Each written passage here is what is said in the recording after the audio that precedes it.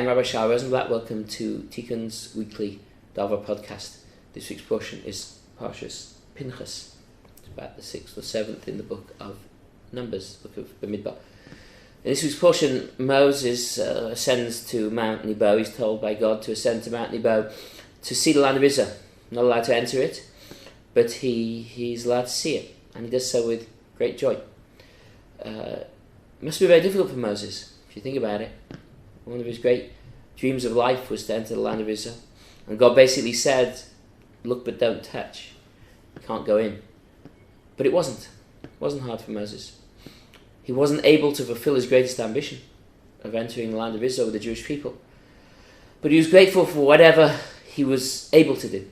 He was grateful for the ability to go and look and enjoy and appreciate it from afar. By accepting God's decree, he was able to take great pleasure, even though it wasn't exactly the way that he wanted it. He enjoyed it the way that it was. Acceptance is a rare commodity in life. So often we fight against that which we cannot change, and thus become unwittingly the architects of our own misery. I once, many years ago, met a young man called Mike. He was a young man, had everything to live for: university, intelligent, successful, good-looking, well-liked. And then one day he got drunk at a party and he dived into a swimming pool that didn't have any water in it, and he became paralysed from the waist down. I only knew him after he was paralysed, and I knew him as a bitter, resentful, angry man. He'd made a decision that life was behind him and he had nothing to look forward to. Life had nothing of value for him to enjoy or appreciate or value. I also know a young man by the name of Guy, who was one of the soldiers on our soldiers trip here to England. He was a very similar situation. Tall, handsome, well-liked, intelligent, successful.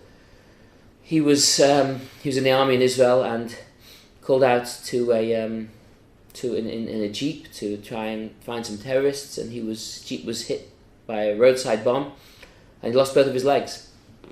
But from the outset, Guy saw things very differently.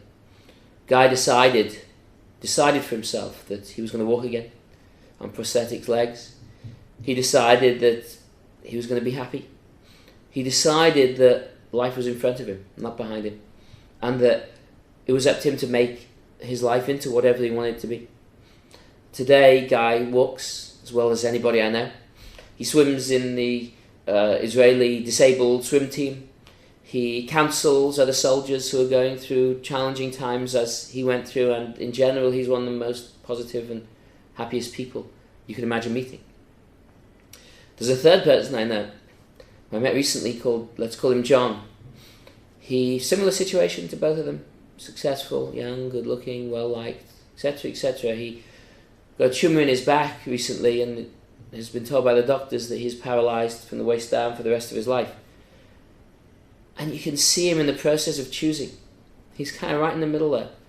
Which way is he going to go? He sees it both ways, and he knows he has the choice to go one way or the other. And at this point, he just doesn't know which way he's going to decide. It's not a question of his circumstances. It's very clear to him that he has a choice to make. We human beings can't choose our circumstance, but we can always choose our response to those circumstances. We can reject what comes our way. We can resent the hand of cards that's dealt to us.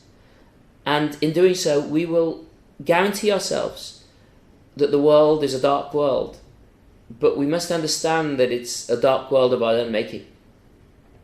Moses made a choice to see the good, see the positive, to accept. And in accepting, he found great joy.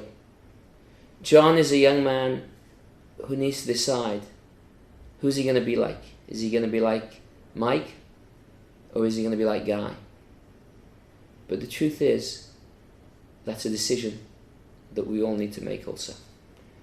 Wish you Shabbat Shalom. If you're interested in finding more about Tikkun and what we do, please be in touch with us via our website, tikkun.co.uk. Thank you.